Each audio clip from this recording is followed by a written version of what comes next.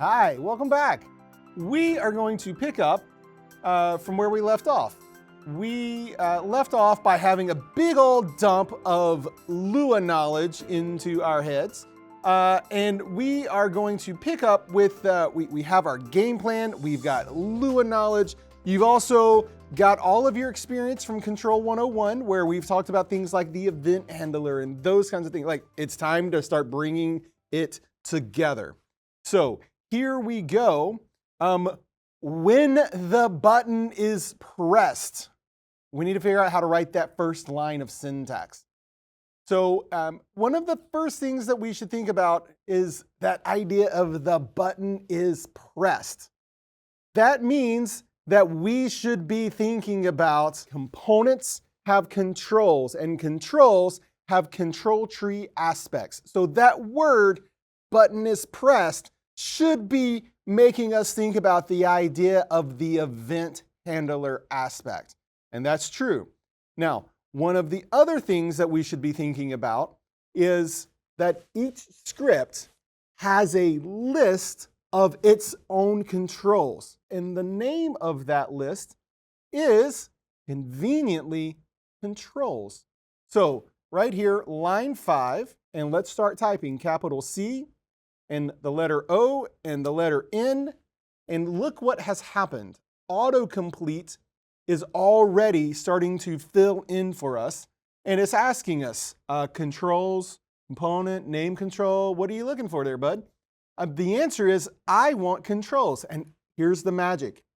Don't type anything else. See how controls is highlighted?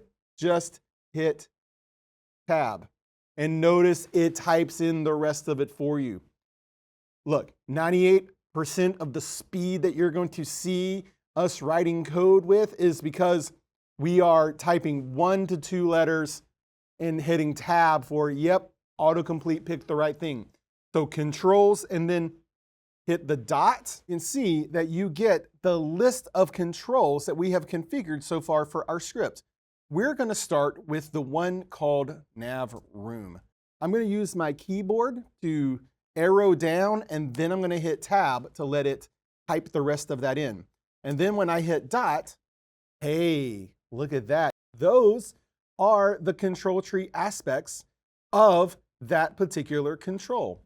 And what's here? We've got a Boolean, we've got the dot choices, the dot color, the dot CSS class, and the dot event handler. There's more, and we'll get around to looking at some of those later, but what we're looking for is the event handler aspect.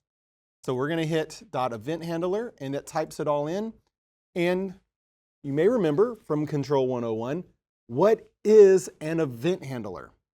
The event handler is an internal mechanism of the control that responds to a change of state by calling a function. That's a big mouthful, but that's the right idea. When the control experiences a change of state, the event handler will call the indicated function. We are about to define the function that it's going to run in response. We're going to use the equals symbol, and then we're going to type the keyword function. And notice how that came in as a blue text. And in fact, this is a little bit subtle, and we'll surely talk more about functions as we move on, but we're not going to give this function a name. We're going to leave it as an anonymous function, and we're simply going to enter the open and close parentheses. Also, notice that VS Code here is automatically supplying both the open and the close parentheses. It's a thing. You'll get used to it. The fact that it automatically does some of these things for you. Now, so that's line 5. Controls.btnnavroom.eventhandler equals a function. The name of the function? It doesn't have one. What are the arguments list? Doesn't have any. It just has open and close. And then because we have opened a chunk of code, we are going to hit return 2 times. We're going to look at line 7. We're going to see that line 7 has a little red squiggly. That's because VS Code is like, you've opened code, but you've got to close it because it knows that it's currently in a bad situation. The way you make it happy is by entering the keyword end. This is how I always do it. I always open code and close code. If I open a chunk of code, I always close the chunk of code. And then I go back into the inside to write all the things I want it to do on the inside. So there we are. We have the basics of our event handler. Currently, it doesn't do anything. It's not very useful. Let's make it more useful. Let's try to write the syntax for line 2. Line 2 says set the layers appropriately.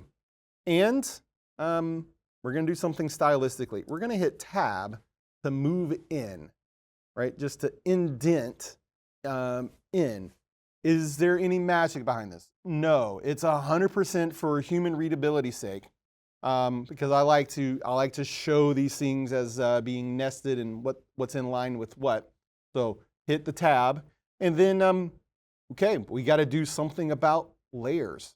And again, we're still getting started, and we need a little extra help getting off the ground. We're going to enter the keyword U. We're just going to enter the letter capital U. And notice what VS Code did. It entered for us UCI, until, and UTF-8. But UCI says access UCI stuff? That sounds like a really good idea. In fact, it is. Hit tab to enter it. And we're going to model the learning process. We're going to highlight that word UCI, and then we're going to hit the F1 key. And when you hit F1, you should notice that your browser opens. It opens the help file, and you can see that there are a number of functions inside the UCI library. In fact, UCI is one of those wonderful extensions into the Lua environment that I was trying to tell you about. These are one of the gifts that have been given into Lua by Q-SYS, and it only works here in the Q-SYS Lua environment. So let's read the help file for a second to see what functions are available to us. There is a function called show dialog, a function called set screen, a function called set UCI, set page. There's a function called set layer visibility. That's the one that sounds like we're looking for. So click that, and let's look at the notes here. Our help file tells us that the syntax works like this. UCI.setLayerVisibility takes several arguments: UCI name, page name, layer name, visibility, transition type. And then it tells us that the arguments are as follows: that UCI name is a string, that page name is a string, that layer name is a string, that visibility is true or false, the Boolean, and that the transition type comes in multiple flavors. You can set it to none, or fade, or make it fly in from the left, or from the right, or from the bottom, or from the top. And additionally, there's even a little bit of example code that you can copy out and paste and play with. We're not going to do that. I'm just going to show you how to do this. In fact, what we're going to do is we're going to come right here to where it says syntax. We're going to Control C that. But before we move away from the help file, we're going to notice there's a note. Note. When using this function within a UCI script, hey, that's us. We're doing that. You must drop the UCI name argument. That's because the UCI script, it already knows its own name. You don't have to give it its name. It's assumed you're talking about itself. If you happen to have taken Nate's version of the class, the intermediate version of the class, this function is going to feel very familiar to you. And in fact, if you had ever looked under the hood, we're using basically the same function. So there's that. Let's get rid of that, and let's come back over here. So we're going to paste in all that stuff that we just copied. All right, so there it is. So this is the basic function call that we need to make. You still hanging in? I am too. I'll see you in the next video.